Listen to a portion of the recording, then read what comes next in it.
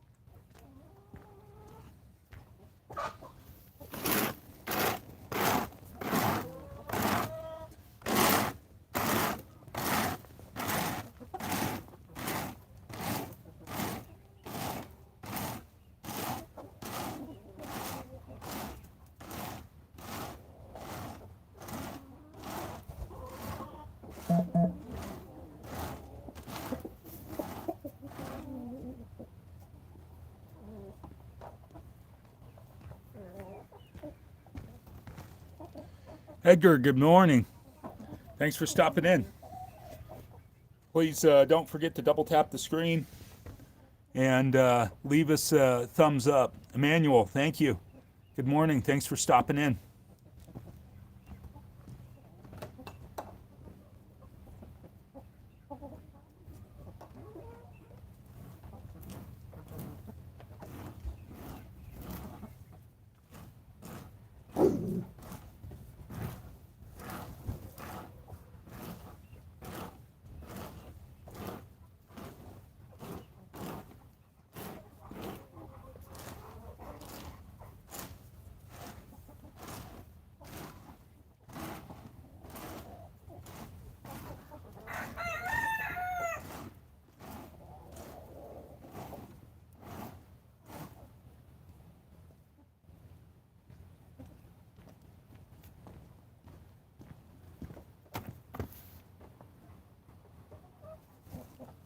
Thank you, Emmanuel.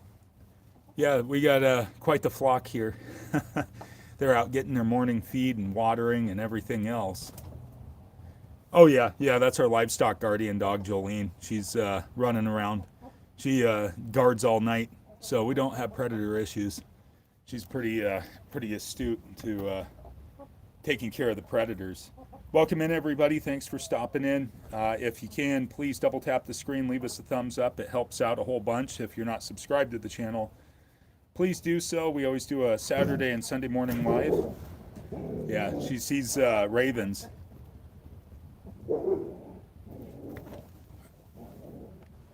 Arcelis, thank you. Good to have folks from Texas on here. We always enjoy everybody that comes in from all over the United States and world. Picano, thank you. That's awesome. We always love meeting up with the different chicken people out there. We'll see if Chicken Explorers pops in. He's got a ton of chickens. He does chickens and poultry rabbits. We got goats, actually. I have one trying to chew on my rake right now. I'm doing a barnyard cleanup really quick, and then it's going to be time for treats and water and all that stuff. So we have a full functioning farm here, and we really enjoy it. Now I got both my boys over here trying to chew on my pants behind the camera.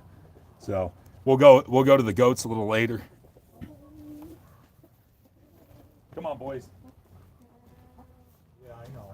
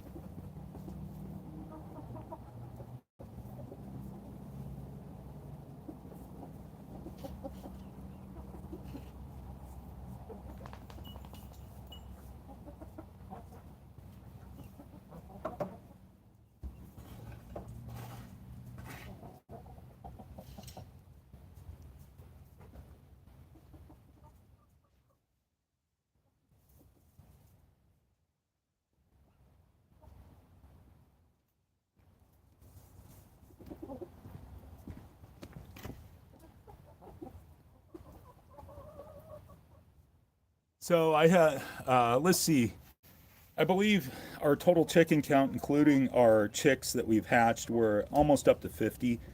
Not all the chickens are in here. They're in intermediate places, and they're also like the ones we just hatched. They just hatched yesterday. We hatched 12, and then we have another 10 on the way that should be here in the next couple days. Silkies, or they're silky Appenzeller crosses. So all we do is really hatch the barnyards and the barnyard variety chickens. So that's kind of what we do here. But yeah, these guys, this is all of our barnyard mix, the Easter eggers, all that stuff. Yeah, we got a really broad spectrum. You can see Foghorn, our Rhode Island. I think he's a Rhode Island cross. I don't know who he's crossed with. He's over there. That's one of our roosters. Stacy's the other one. He's the Black Copper Moran, and he kind of shows himself, and then he comes back in and out. So, Andrea, thank you. Yeah, we got lots of chickens out today. They're out there feeding and clucking and scratching. So, enjoy the chickens. I got a little more manure to shovel. If you're just joining in, please double tap the screen. Leave us a thumbs up. We really appreciate it.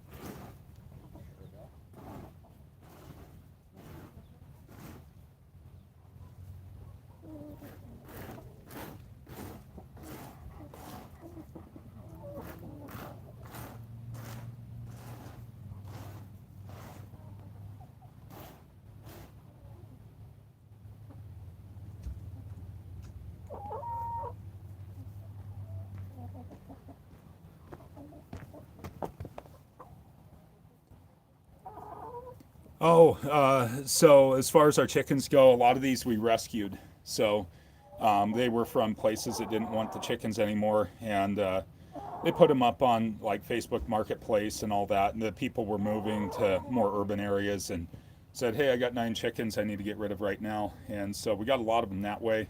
We purchased a lot of the chickens too. So the chicken, the chickens that we have, we've hatched a lot of them. We've rescued a lot of them. We've worked with, you know, raising our own and everything else, and so it's a big mix. That's how we got all the chickens that we have currently. It's kind of our thing. Is if there's viable hens that need rescue, like the Easter eggers there, or even the Copper Morans or Barred Rock crosses, anything really. So. A lot of them were parasitic and had mites, and so because we live in a fairly dry climate and high elevation, we don't have a big parasite load where we're at. So it's actually a pretty healthy environment, and these chickens thrive here, even though temperatures can get really cold at night and then warm during the day. They really do thrive quite a bit. So it's a great environment for raising chickens.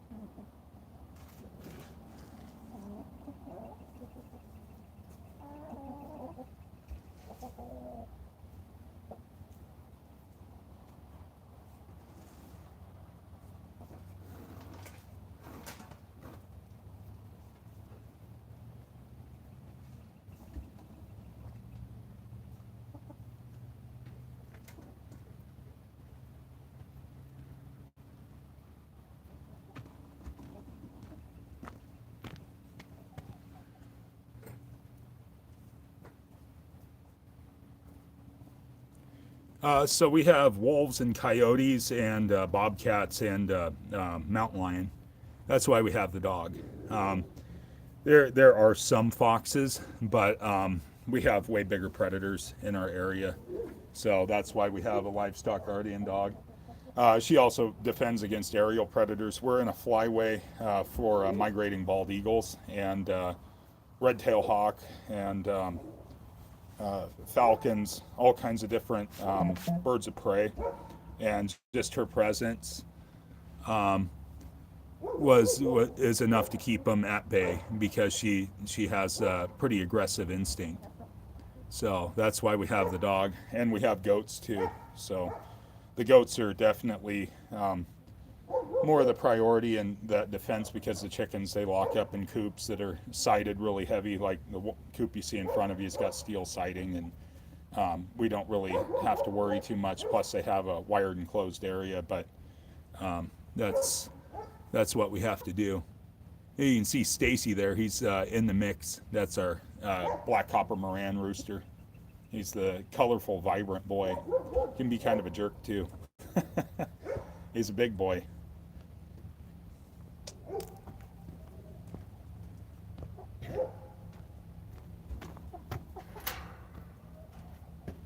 Watch him, Joe.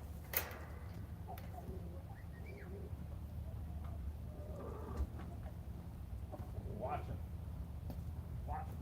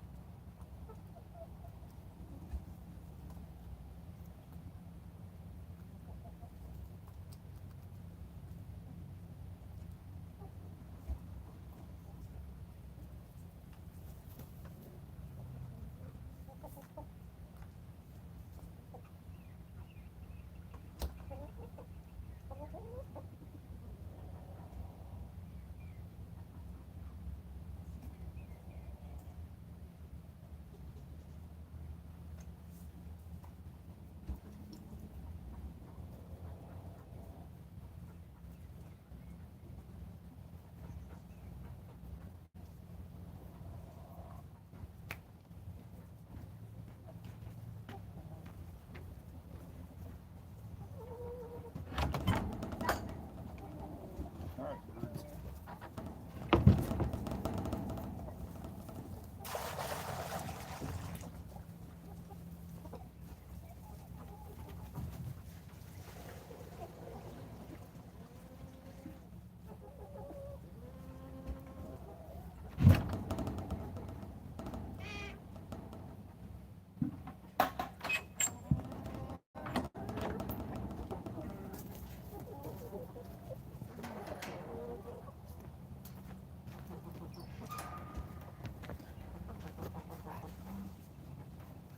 So a lot of our chickens range anywhere from 6 months old up to 3 years old. So a lot of like the Easter eggers, the big gray ones, and the Orpingtons. A couple of them are pretty old. Um, the lavender Orpingtons, stuff like that. But like Stacy is 1 year old, the rooster right there, and Foghorn's like 8 months old, the other rooster. So they're kind of all over the place. A lot of the younger chickens that are over at the water bucket and the smaller buff Orpingtons, they're all within that 6 month range. And then we have other chickens that are still peeping. You can probably hear the little rooster. That's Big Bird. He's a silky, so he's maybe 7, 8 months old. So they start showing their true colors. These are standard sized chickens, so they're of the standard breed characteristics and sizes. Anywhere from 3 to 5 pounds, which is pretty normal for these guys. The Cornish cross that you buy at the grocery store. Good morning. Thanks for stopping in. The ones that you buy at the grocery store, they are Cornish cross, and they're a white bird. They grow at a really high rate, and they're kind of a genetically designed bird just to grow at a high rate and then be butchered.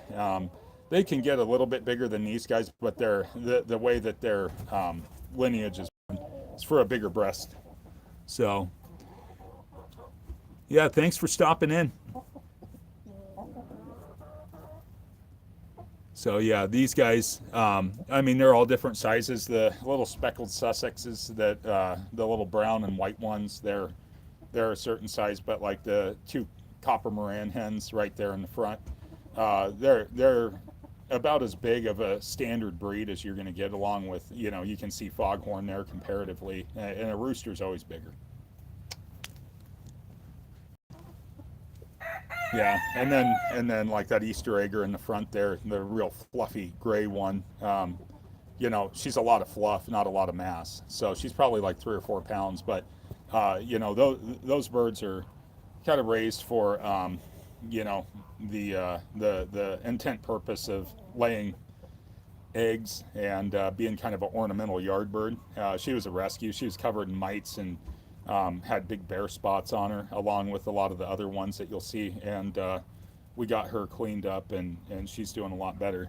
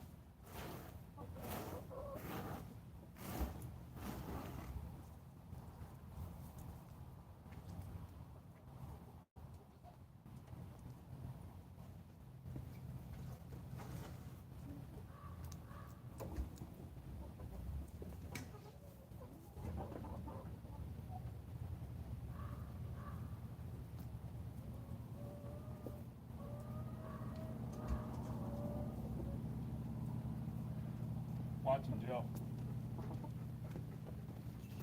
Joey.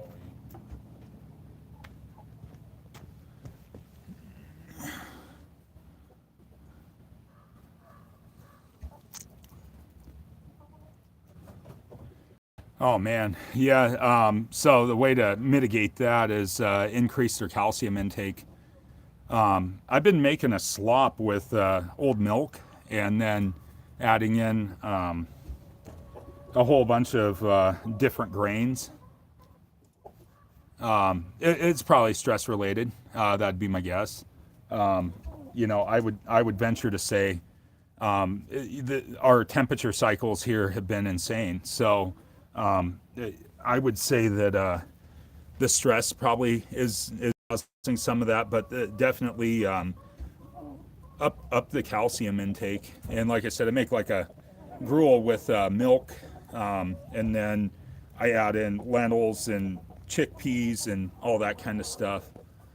And then, basically drop that out here for the chickens. And we haven't had any malformed eggs lately. Everything seems to be in pretty good shape.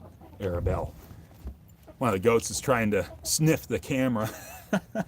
But yeah, I would up that calcium intake and see if that helps. But yeah, the temperature swings have been really bad, and so hopefully we're coming around to the end of that as we get closer to spring. But now I'm worried more about wildfires than anything. That's my biggest concern. I can't remember where exactly you guys live out here, or if I ever actually found out. you know, because we're down here in Lapine, so we really get big temperature swings, and that causes a lot of issues. If you're just stopping in, folks, if you wouldn't mind double tapping that screen, and that would be great. Leave us a thumbs up. No, we only got a couple of roosters here, unless you're referring to the goats, and we have two wethers. They're castrated bucks, and then the rest of what we have are does for milking. So they've all been freshened, so we're not milking right now. We're just letting them do their thing. They're out there. They're out here playing. Yeah, the eggshells help too, and we feed our chickens all those eggshell scraps. We actually have quite a few because we just had a big hatch. So I got to bring those out for the girls and get them, give those to them. But all of our eggs have been really heavy shelled and thick membranes. So yeah, the shellless eggs. Yeah, that's I think that's a deficiency. Now, if you go, we've been getting the layer pellets from Walmart actually because they've been a lot cheaper than the feed store, like the Purina and all the real bougie high-end brands. And our chickens have been putting on weight. They haven't had any ill effects. They still get to go out and free range and forage when the dogs aren't out. So that does make a big difference with all that stuff. Oh, okay. So yeah, you guys are about an hour and a half from us here, maybe a little less depending on where you're at in Silver Lake. But yeah, we're up here in Lapine. At some point in time, connect with us, and love to have you over to the farm. Come check it out. I'd like to make it out there to Silver Lake. I'm doing a anthropology class right now where we're studying a lot of that area, and you know, the Great Basin or the Columbia Basin, and so I want to definitely make it out there to Paisley Caves.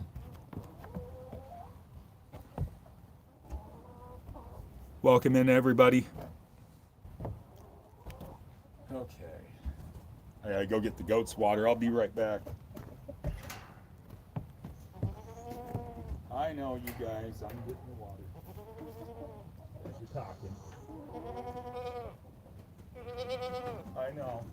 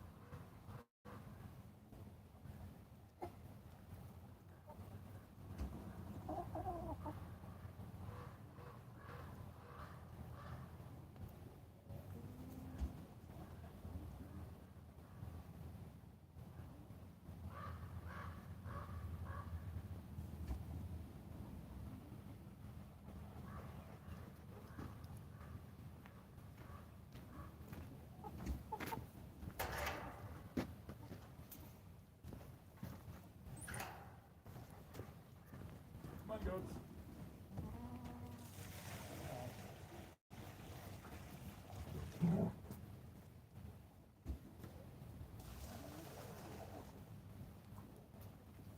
Some fresh water, buddy. What's happening over here? Good morning, Carol. Scrolling back through the comments. Yeah, I'll definitely connect with you. We're on Facebook. So the colors are all over, you know, but mostly we have brown goat or eggs. So we get a lot of brown eggs from our chickens. We haven't got any blues or We used to have one that laid whites, kind of like what you'd buy in a grocery store, but yeah, pretty much all of our eggs are brown or speckled brown eggs. Pepper. I got a goat tugging on my shirt for attention. Peppercorn. You silly boy. Yeah, we had one. I can't remember what kind of chicken she was, but she got some kind of disease and just dropped dead in the coop. It happens from time to time. I haven't had a lot of chickens just die, but something got her.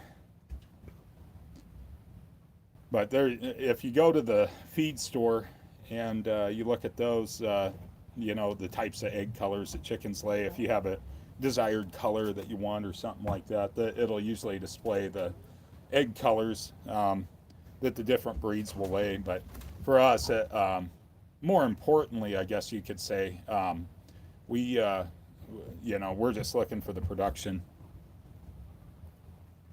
Yeah, we have hens and roosters. That a rooster is a male and a hen's a female.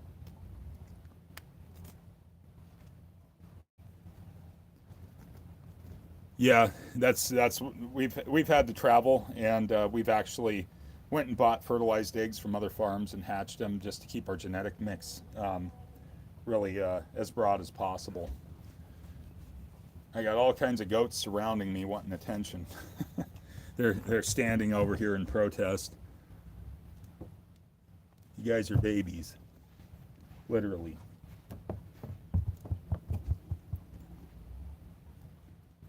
Yeah, so luckily there's enough goat breeders around here that we're able to get a good variety. The lease buck we got to freshen our does over the winter, he came from Redmond, and he is ADGA, American Dairy Goat Association registered, and so we got him. We bred him to all four of our does, and there's plenty of variety here in Central Oregon that we can tap into. So it does work out pretty good. Oz, you're a big boy. I think the goats want some attention here. I'm going to throw some more feed in for the chickens really quick. See if they'll come back out. They're all kind of hunkered and hiding. No, we didn't have any help. We raised chickens before. We got all these ourselves. So we went out and shopped for them and searched for them and did all that kind of stuff. And we picked them up. There again, a lot of them got rescued. People thinking that they weren't able to take care of them adequately. Pepper. Yeah, the goat chewing on my pants. All these chickens we got ourselves. So nope, we didn't have any help with it, besides the people that didn't think they could adequately care for them.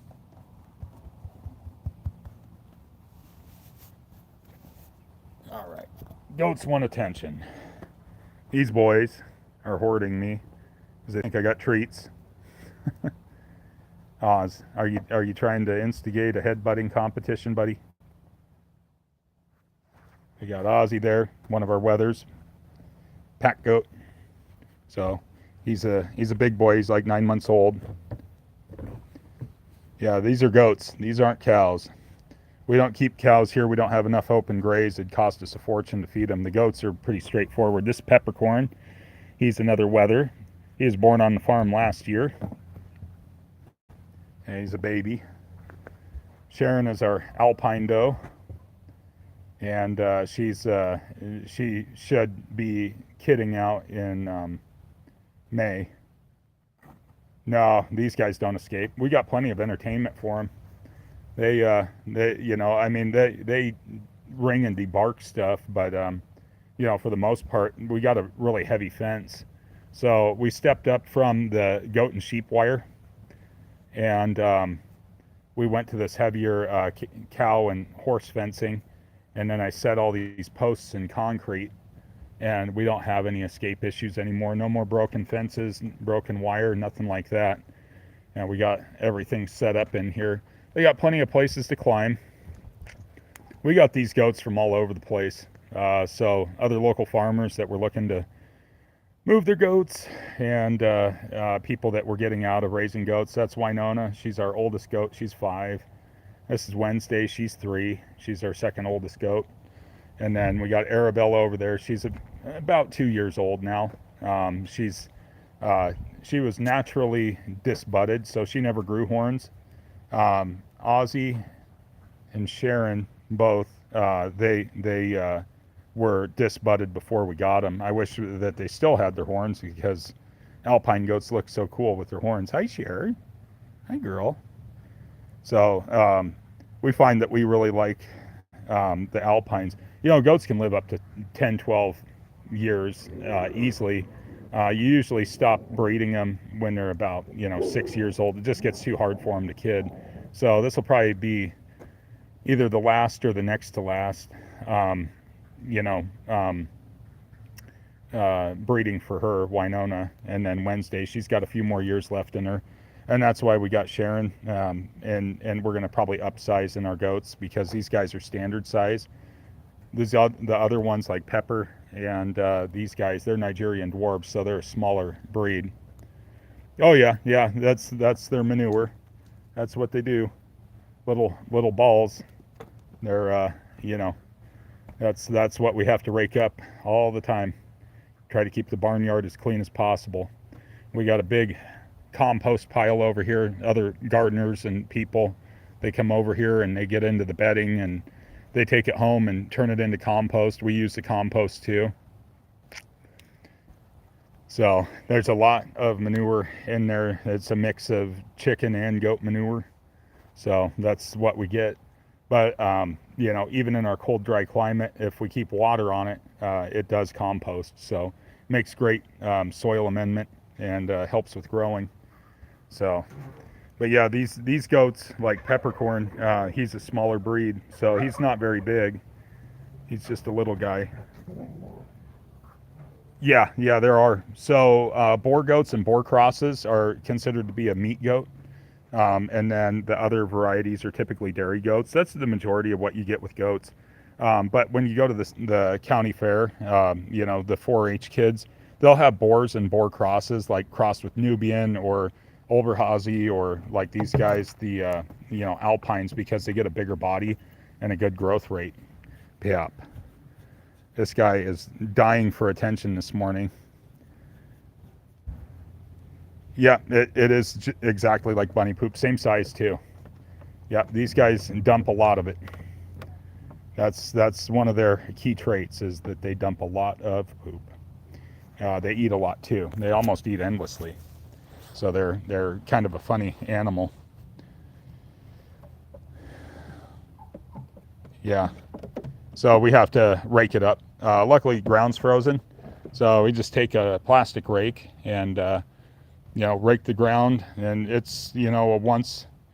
Oh yeah. The manure can be used as fertilizer just as easily as chicken. It's actually chicken manure is considered to be a hot fertilizer, even after it's composted. So you do have to let it compost down. The goat manure is definitely a good fertilizer. I can't remember the exact chemistry on it, but it is a high nitrate fertilizer, so it works good for like tomatoes and zucchini and all that kind of stuff. So it actually is pretty effective in the garden, as long as it composts, and that's why we have the compost pile over there, is that it breaks down really well. So, but yeah, the chicken manure is real hot, but if you break it down enough, that's another great vegetable garden fertilizer or perennial plant fertilizer. And I've heard accounts of where people just take the straight manure and put it right on their beds. One thing about our dogs is they like to eat it. So if we put it straight onto any of our perennial plants, they'll get into it and eat it. I mean, even in the compost pile, they go roll in that. So all of our dogs stay outside, except we have one little one that's my wife's little baby. And she stays inside all the time. So she's a little too small to be out here fearlessly defending the property. Other two dogs, they're kind of bougie luxury dogs. What's that? The goats? Well, Pepper. If I'll show you. It's more or less like when he wants attention. Pepper. Sometimes he'll nibble, but most of the time he licks. He's not into that. He just wants love. When I'm like crouched down, or like when I was talking to you earlier, he'll come over and grab your pants and pull on them for attention. And these guys, like Pepper, we raised him. I mean, he was born here on the farm, so he's a good example of, like, if you wanted to just have a couple pet goats, you always have to have two because they are a herd animal. But when you have a little guy like this, and they're pretty friendly. My grandparents, they had Sanins, and at one point when I was really little, and my wife did, her grandparents had just a couple whatever goats, and they'll chase you around and they'll try to headbutt you, but for the most part, dairy goats are like dairy cattle, and they're very, very attached. So they can be very friendly, and peppercorn's a good representation of that. Like, enough handling, enough attention, everything. They'll get that dreamy eye like he's getting right now, and they like to be pet. We never disbudded Pepper because we were like, well, that's a part of their heat regulation, their horns. So when it's warm out and you feel their horns, you'll actually feel the temperature. There's a lot of connecting blood vessels that go back into them. Oh, Pep. I know, buddy. But you can raise a big baby like this guy. He's a very sweet boy. We take him, and Arabelle too, because they're both very friendly goats. And people that may have grown up on a farm, maybe in a like a nursing home or something, will take him in because Pepper will hop up on your lap. He's like a goat dog, and he'll hop up on your lap and he wants love. Like, here we go. Yeah, see? That's what he does. He tugs on your sleeve for attention. Don't you, Pep? You're a good boy. But they do have a nice, soft, fluffy coat.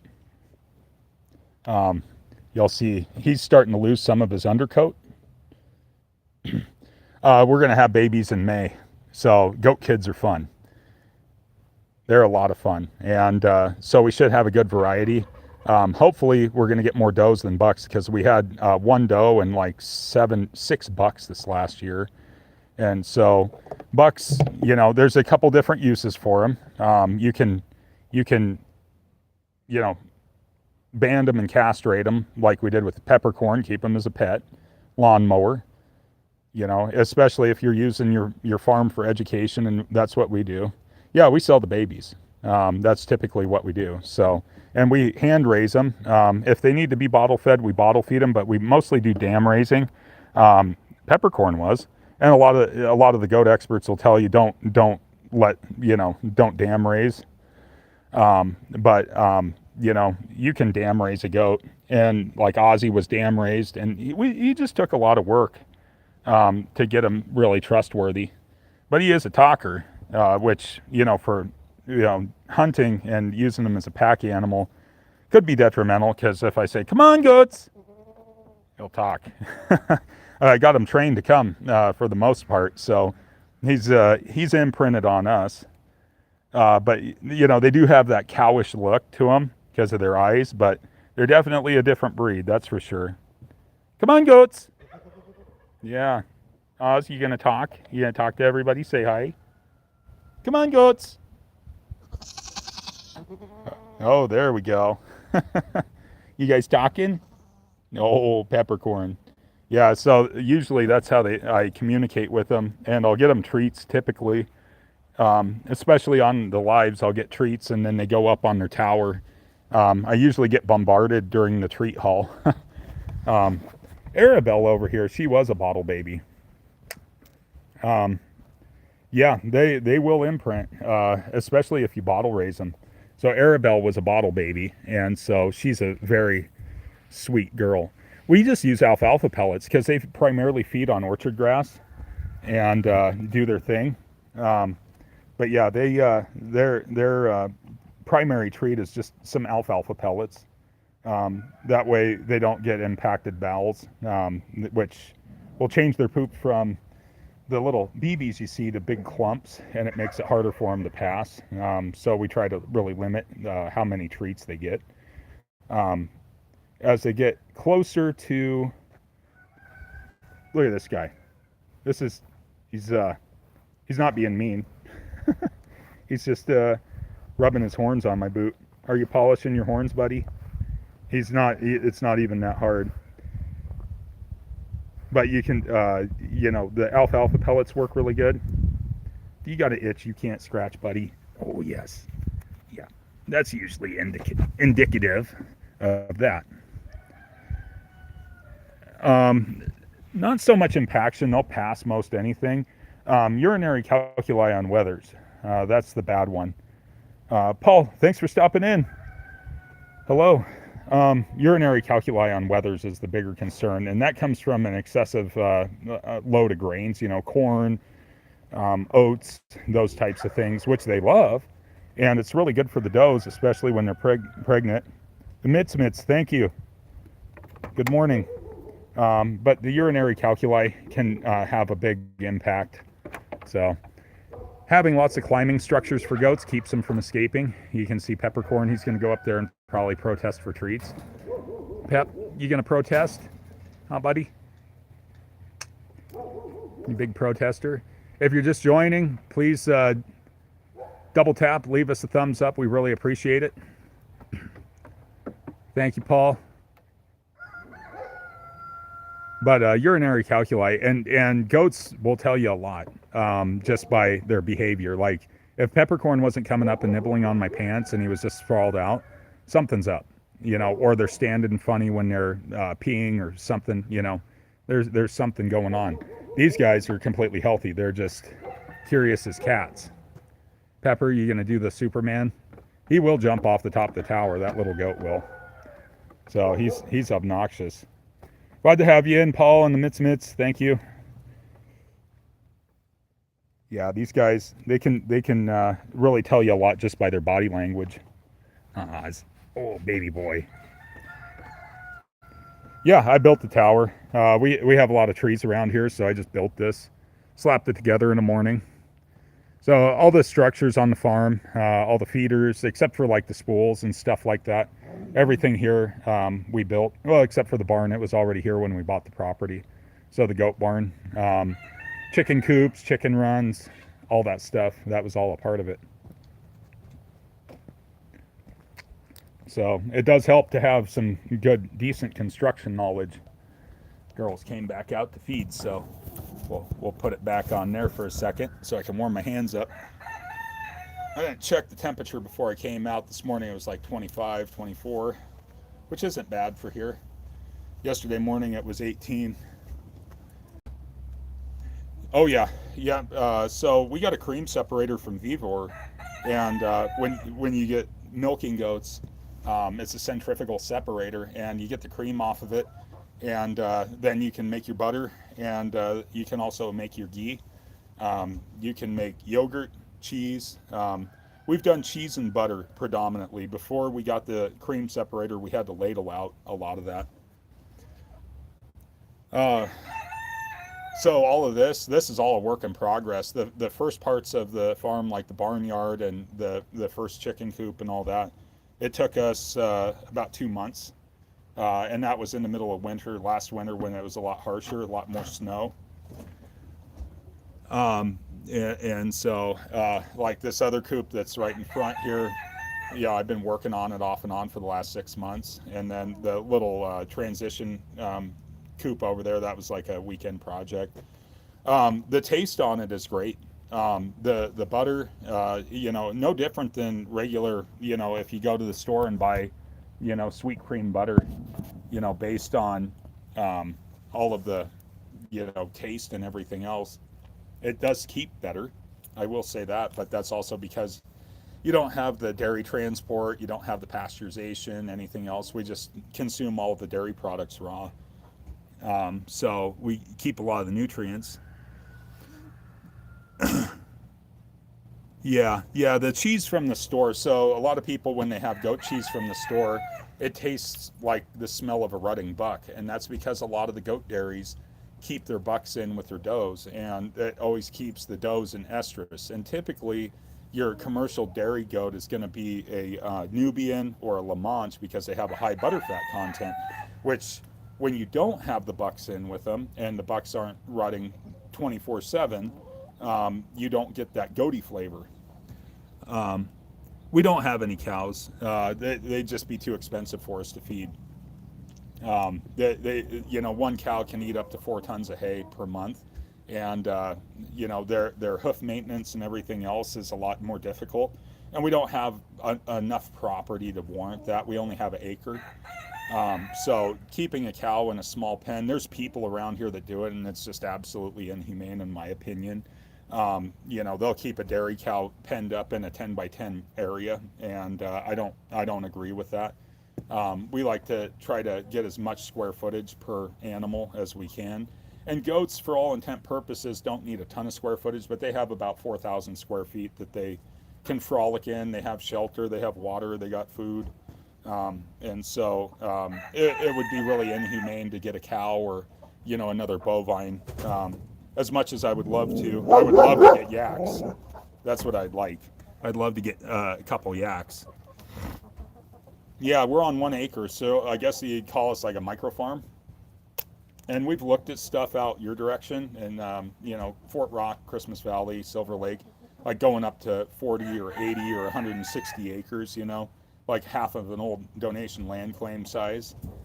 That's when we would get cattle or some kind of bovine. We've talked about. I told my wife my dream bovine would be a yak, just because they're so cool and they're so big. But and then to be able to get a dairy yak would be really cool. They're definitely different, but I mean they're built for the climate. That's what I like about them. They are really hardy. Um, yeah, the land is so difficult to purchase. It's expensive, and I was looking at property values the other day. With the interest rates being as high as they are, like for financing, um, eh, huh, property values are in the toilet. It's really really bad. So it's like we're just going to hunker down and wait out this whole interest and all the other junk going on financially in the world, and wait for the right opportunity. Yeah, we just do goats and chickens. At one point in time, we did Coturnix quail. We might do another round of Coturnix quail. They're a domesticated quail species, and we haven't really got into upland birds. Outside, we got turkeys too. I didn't take you guys around the turkeys, but we have a hen and a Tom Narragansett, which is a heritage breed. They look like a wild turkey, but we're waiting for the hen to lay. They're just turkeys take forever to come around to ovulation, unlike chickens. The chickens, 6 months, 8 months, they start ovulating. And ours have been staying pretty consistent all winter, even, with the temperature fluctuations. We can count, even with all these birds, the ones that are really hardy, 4, 6 eggs a day currently, and that's going to keep going up as the temperatures get warmer, sun angle gets higher. And so, doing that. I've looked at guineas, and just for what it's worth, our poultry, we've got the hatching down on the chickens to science. We did have rabbits, but we traded a local homesteader for some other stuff, and gave her the rabbits because she likes rabbits and butchers them and does all that kind of stuff. Yeah, the quail are easy. It's like an 18-day incubation period if you hatch your own, and they lay in 8 weeks. And they're pretty hardy up until the first cold snap, and then they just go completely worthless. And at that point, that's when we process out the quail. So you'll get like a really solid summer of these cute little speckled eggs. And, the quail, they can be super temperamental. They're just a very temperamental bird. I'm going to check my charge on my phone here really quick. Oh, we're doing good. I've been trying my best to keep the phone charged up so we can continue the live streams. And conversations. Yeah, so we might do quail again, but because now we're getting into silkies and Appenzellers, some smaller Bantam breeds, um, we're probably going to avoid the quail. Yeah, you got the valley quail out there. I go hunt them in the fall when it opens up, in October. I'll take my bird dogs out and we go hunt because there's so many out in your area. We'll usually just go to Fort Rock because it's a half hour away. Lots of open land out there to go take the bird dogs to go hunt. And, it's easier to see them in the sage than up here in the mountains, with the grouse. So we have grouse up here and we have mountain quail. We do have some valley quail up here, but I don't think that the habitat's quite as favorable. The big trees and all that, they'll hide in the bitter brush out here. You guys got sage, but our little ground covers bitter brush, and closer you get to the mountains, we got the mistletoe, the manzanita, all that kind of stuff, which isn't really conducive. We got 4 dogs actually. I got 2 hunting dogs. We got the livestock guardian dog, and my wife has a little Chihuahua. So, yeah, we got lots of animals running around. Oh, sage rats, yeah. First cutting, I got to get down to Dinsdale. That's one thing I do a lot of damage on when I get the opportunity. We'll go out there and sign up for one of the plots and go set up tables and covers and start taking them out. There's a lot up in Redmond too, up where I work, but there's a lot of rock chuck up there. I think I have more fun with the rock chuck than I do the sage rats, but I guess that is all in your perspective. I call them, desert beavers, but because they're so big, they do a lot of damage too. They bore under the roads and take out all the other stuff, and so it's kind of fun to get up there and set up on rock piles on center pivots and go after them. But the sage rats, after the first cutting, they're out thick. I mean, they're all over the place, and I know they do a ton of crop damage. So we got the Great Pyrenees, Jolene. She's our Great Pyrenees. So she's a year old now. So it's coming around to her birthday, so we'll have to make her a little pup cake, and she'll enjoy that. But she's a pretty good girl. What's what eats what? Because we're talking about a lot of animals. Sage rats, they eat the alfalfa and all that kind of stuff. The rock chucks, they just burrow into foundations and stuff. I don't know what rock chuck eats. Probably some kind of cheatgrass.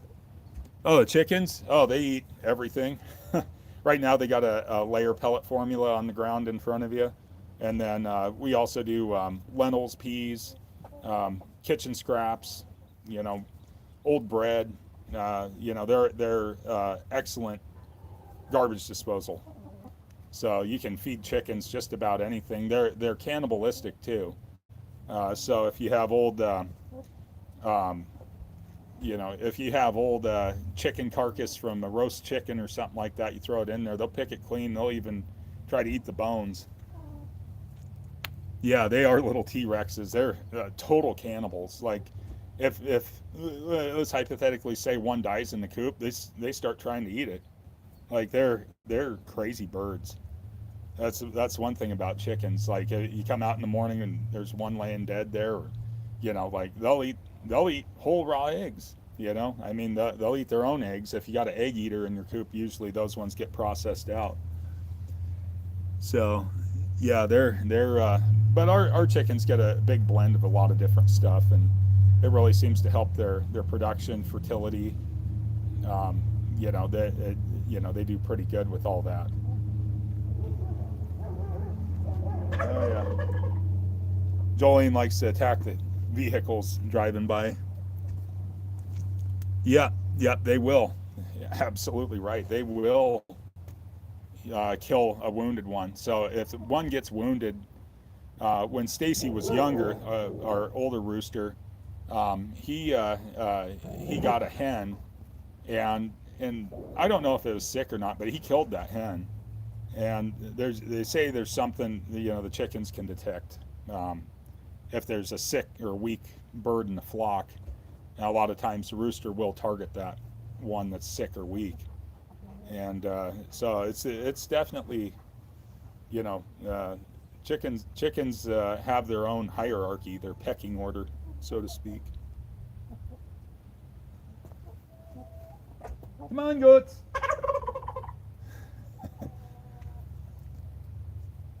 Yeah. Oh, I don't know all the colors. I mean, if you go to like a chicken breeder, um, you know, they could tell you. There's like 20, 30 different color varieties of chicken out there. You know, if you're looking at like just in Bantam breeds, those are the tiny chickens. People breed them specifically for colors.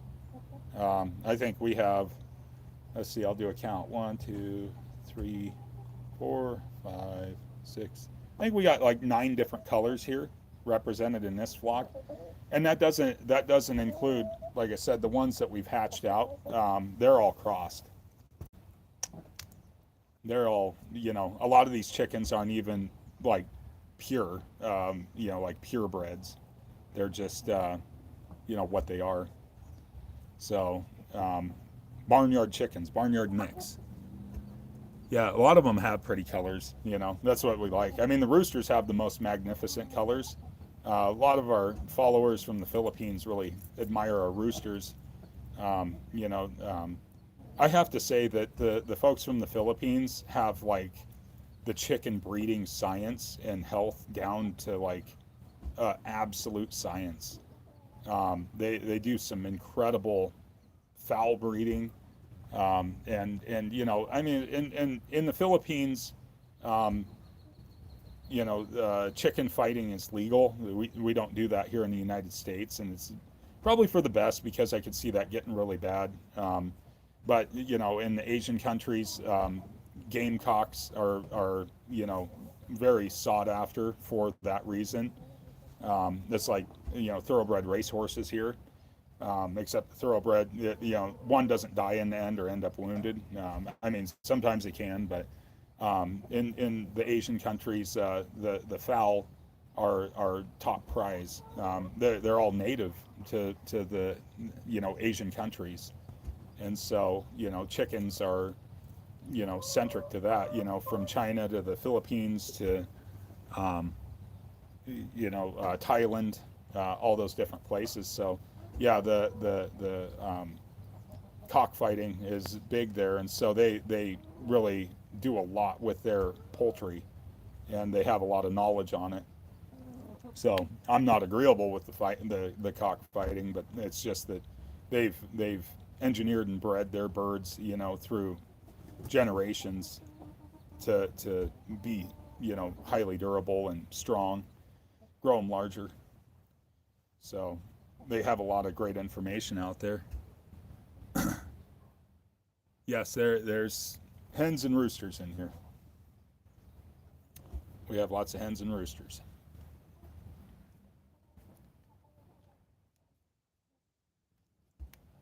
Joey, want to come in? Come on, girl. Do one more walking tour. Jolene had to come in to check on everything. That's our livestock dog. So you get a good view of her. She's a big girl. She's probably tipping over, 110 pounds now. So she's a pretty effective guardian.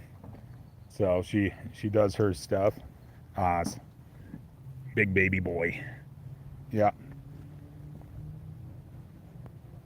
So if you need a livestock guardian dog, there's lots of good breeds. We went with the Pyrenees because she's just, that good. You see, she's eating goat poop right now. Doesn't ever affect her. Just basically grass. So she's kind of a silly girl. Joey? And they're very strong-willed and independent. So they're definitely very independent dogs. Tough to train, but we're experienced dog owners. So these are not city dogs. You don't get these for an apartment. They are livestock guardian dogs. She lives outside all the time. Oh, she saw a crow. Actually, it's a raven. So you can see how alert she is. She can be just at one point at one time, and then she goes back on alert and does her job. Joey? Oh, she's eating goat poop. That's what she eats. She eats other stuff, but she prefers the goat poop, huh? She likes to roll in it too. That girl. You stinky girl. She's a big girl. She's great with the kids. She loves to snuggle like this. Oh yeah, yeah. She doesn't lick though. She's a good girl. But she always wants attention whenever we're out here. She stays warm. It got down to -5 one night. She was out rolling in a snow patch. So she never has a issue. But yeah, she'll eat goat poop. She'll eat rabbit poop. She'll eat deer poop. What do you see, girl? Are more birds? But that's what makes her a special dog is, the fact that she sees something fly by over the house or the shop, and she's on it. Ears forward, always watching. And then she talks. And Joey. So a common complaint of the Great Pyrenees is how much they bark. But it's a bred-in defense mechanism. And typically you would have two. We only have one right now. We'll probably add a second one at some point. But yeah, she's all over the place, and she constantly patrols. She does all kinds of stuff. And you can see she gets in there, kind of interacts with the goats. The goats are like, I don't want anything to do with you. And you can see how big she is. Like Ozzy is probably about 140, 150 pounds right now. I haven't weighed him. And then, Winona over there, she's about 90 pounds. Once her gestation's up, she'll be up to about 110. So you see the size of her compared to, these goats. You can see how big she is. Oh, she's just wandering around. She's sniffing things. She's being a guard dog. The other nice part of it is that any other types of intruders that come in or attempt to walk up to the fence, she greets them with snarls and teeth and everything else. If a person comes to our house and they come in to the property with us, they're usually safe. But if somebody comes in and they're not with us, then things get serious.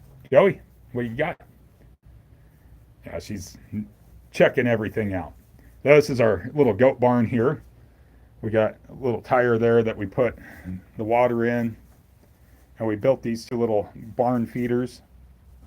And we use a deep bedding method for the goats. So we have straw that she's liking to dig in. We give them free source minerals. So goats need minerals. They need to have like a 16-8 blend of minerals that they eat, and it's really important to keep the minerals up. They can get copper deficiency really easy, so it's always really good for them. Come on, Oz. Oh, come on, buddy. Come on, goats. And then we got our milking stand stored in here, which they'll climb up on and play on and do all that kind of stuff. But we're going to be building a milking parlor over on the other side. Oh yeah, the goats, it's orchard grass in there. They don't eat the bedding. They won't, that's just straw. So like that yellow stuff on the ground there, that's all straw.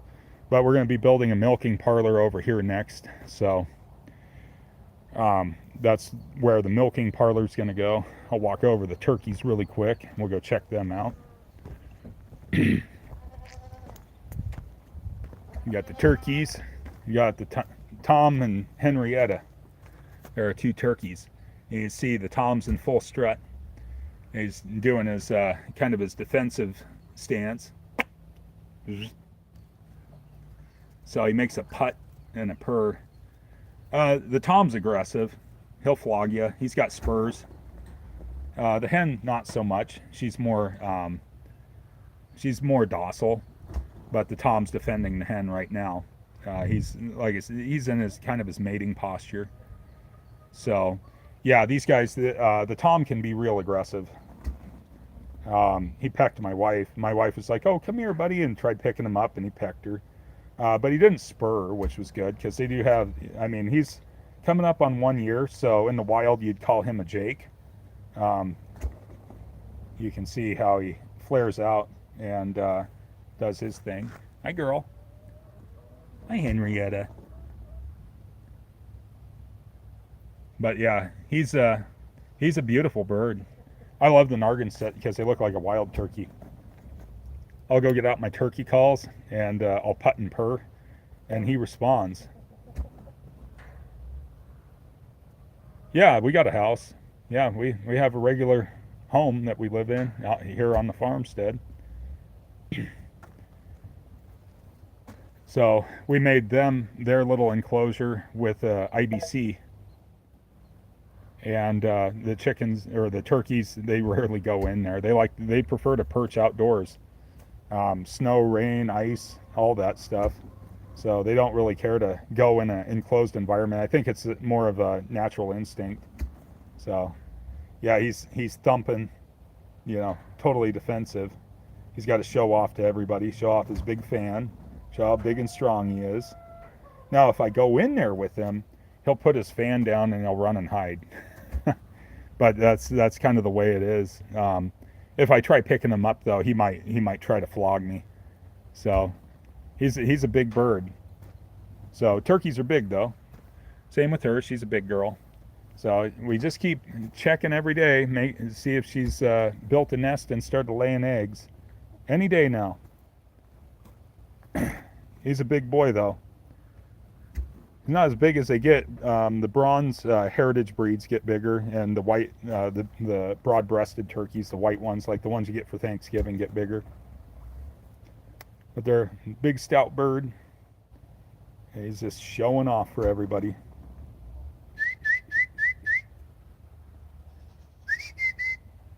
They're sound reactive, too.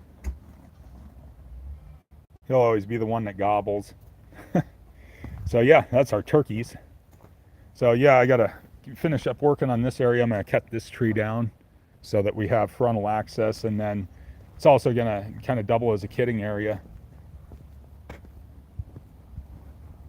But let's check on everything. Well, folks, I think I'm gonna wrap up this live stream. I gotta let the other dogs out and get them their exercise for the day, and then I got other stuff I got to do today. So if you were new, thanks for joining in. Hopefully you guys subscribed, and we'll be coming back live tomorrow morning. So thanks everybody. Hope everybody has a good day.